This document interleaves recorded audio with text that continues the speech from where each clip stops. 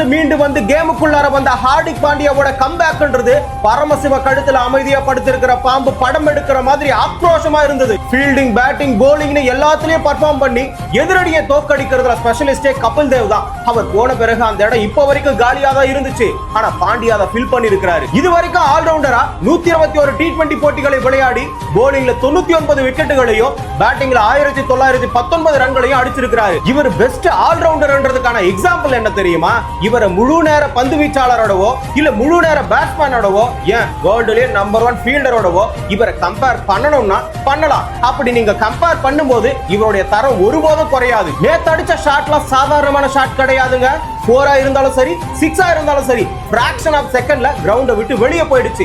வயர்ல current எந்த speed போகுமோ அந்த மாதிரி வெளியே போச்சு. ஏதோ டைம் பாஸ்க்கு ஆடின மாதிரி 28 பாலுக்கு 59 ரன் அடிச்சு 6 4 4 6 அடிச்சு ஆட்டிடியூட்னா ஹார்திக் பாண்டியான்ற மாதிரி 22 பேர் விளையாட்டுல மனுஷ தனியா ஸ்பின் ஆக்குபை பண்ணிட்டாரு. 6 அடிக்கும் போது சிரிக்கல, 50 அடிக்கும் போது அல்டிக்கல, பவுலிங்ல பால் போடும்போது பேட்ஸ்மேனை பார்த்து பதறல. இததான் South Africa coach Ashwell Prince Hardik Pandya 6 அடிப்பவர்னு எல்லாருக்குமே தெரியும். அதே மாதிரி அமைதியானவர்னு கூட எல்லாருக்கும் தெரியும். அதனாலதான் எந்த பந்து அடிக்கணும், எந்த பந்தை தடுக்கணும்னு துல்லியமா கணிக்கும் திறன் அவர்கிட்ட நிறையவே இருக்கு. இந்த பண்பாடெல்லாம் எளிதில் கிடைக்காதுங்க. நீண்ட கால அனுபவத்தின் மூலமா மட்டும்தான் கிடைக்கும். ஒருவேளை பந்து அவருடைய எல்லைக்குள்ள வந்துடுச்சுன்னா எந்த ஒரு தயக்கமும் இருக்காது. பேட்டை முழுமையா விட்டு சுத்துவாரு. அவர்கிட்ட அரகோர முயற்சியே இருக்காதுங்க. அவர்கிட்ட ஒரு தெளிவு இருக்கு. சுருக்கமா சொல்லணும்னா அவர் வெறும் 6 அடிக்கும் வீரர் அல்ல.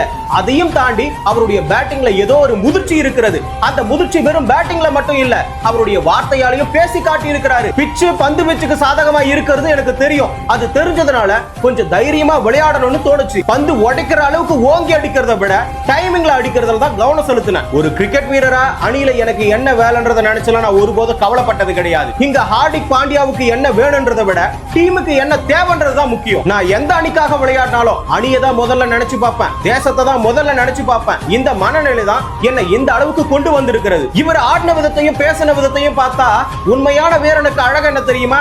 தான் மட்டும் ஜெயிக்கிறதுல இல்ல, தன்னை நம்பனவனையும் ஜெயிக்க வச்சுட்டு தானும் ஜெயிக்கிறதுல இருக்கு. சவுத் ஆப்பிரிக்கா எதிரா ஃபயர் விட்ட ஹார்திக் பாண்டியாவை பாண்டியா பயலக எந்த பட்டத்தை வச்சு கொண்டாடுவீங்கன்னு சொல்லிட்டு கமெண்ட்ல சொல்லுங்க. கிரிக்கெட் நிகழ்வுகளை ஒரு நிமிடத்துல தெரிஞ்சுக்கணுமா? ஷார்ட்ஸ் தமிழை ஃபாலோ பண்ணுங்க.